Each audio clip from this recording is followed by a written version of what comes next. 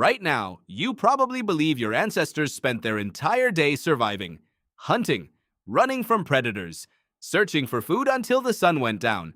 That image feels obvious, but the real answer is far stranger. For most of human history, survival took a few hours a day. Not 12, not 16. The rest of the time, your ancestors rested. They talked, they played. That single fact rewrites almost everything you think you know about being human. Picture a hunter-gatherer band 40,000 years ago. The sun rises over a dry savanna. A small group moves out to track animals or gather roots. By midday, most of them are done working. Not exhausted, free. This isn't speculation. In the 1960s, anthropologist Richard Borchelli studied the Jew/hoansi people of the Kalahari Desert. He tracked their daily activities with obsessive precision. Adults spent an average of 15 hours a week obtaining food. 15. Compare that to your own week filled with commutes, meetings, and the quiet hum of never quite being finished. Lee called it, half-jokingly, the original affluent society. Not because hunter-gatherers had more stuff, because they had more time. So what did they do with it? They talked. Constantly. Anthropologist Polly Wiesner recorded conversations among the Jew hoansi and found that at night, around the fire, 81% of conversation was storytelling, myths, jokes, tales about distant relatives, and the strange behavior of other groups. The fire wasn't just for warmth, it was a stage. Every night, for tens of thousands of years, your ancestors gathered around it and did something deeply human. They told each other who they were. This changes the picture, doesn't it? You've probably imagined prehistoric life as constant dread, hiding, fighting for scraps. But the data says something else. Even sleep tells a different story than you'd expect. Sleep researcher Jerome Siegel studied modern hunter-gatherer groups, including the Hadza of Tanzania, and found their average sleep was around 6.5 hours a night, often slightly less than ours. What was different wasn't the amount. It was the rhythm. No alarms, no screens. A slow, social wind down by firelight, then waking with the light.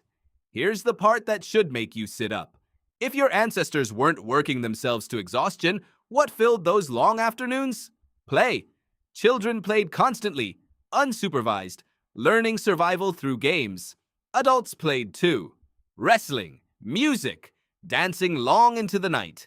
Anthropologist Peter Gray has argued that hunter-gatherer childhood looked less like training camp and more like an endless low-stakes playground. This wasn't laziness, it was strategy, even if no one called it that. Idle time wasn't wasted time. It was the glue holding the group together. Of course, this wasn't paradise. Life expectancy was short, mostly from infant mortality and injury without modern medicine.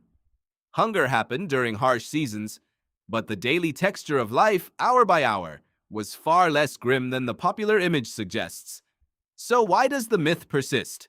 Partly because the agricultural revolution rewrote the story. Around 12,000 years ago, humans began farming. And here's the twist almost nobody expects. Farming made life harder, not easier. Biologist Jared Diamond called the shift to agriculture the worst mistake in the history of the human race. Skeletal records show early farmers were shorter and more disease-ridden than the hunter-gatherers before them. Farming created surplus, but also relentless labor and the first real workday that didn't end when the task was done. You inherited that workday, not from deep evolutionary history, but from a 12,000-year-old experiment in growing your own food on purpose, which means something quietly radical. The exhaustion you feel after a long week isn't some ancient default. It's a recent invention. Your body was shaped by hundreds of thousands of years of a different rhythm. Work in bursts, rest in abundance, talk by firelight, play without purpose. So what does this mean for you, scrolling through this right now, probably during one of the only unstructured pockets of your day? It means your craving for rest isn't weakness, it's memory. The version of life you're living, where rest has to be earned and scheduled, is the unusual one, not theirs. The next time you sit around a fire or a kitchen table or a glowing screen and find yourself telling a story to someone you love, notice what's happening. You're not doing something extra.